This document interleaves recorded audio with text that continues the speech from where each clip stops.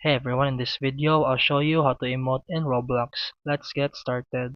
First, open your Roblox account on mobile. At the bottom of your screen, tap the avatar icon. Here, in the marketplace section, tap the search bar and type animations. Then select emotes. You'll see different emotes available like dances, funny, moves, or even special animation inspired by celebrities and characters. Then tap on any emote you like. You can preview it before buying. To get the emote, you'll need Robux. Just tap buy and confirm the purchase. Once purchased, go back to your avatar editor, tap emotes, and add it to your emote wheel.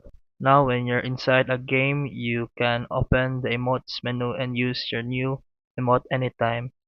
And that's it for today's video. If you found this helpful, please like and subscribe for more videos. See you in the next one.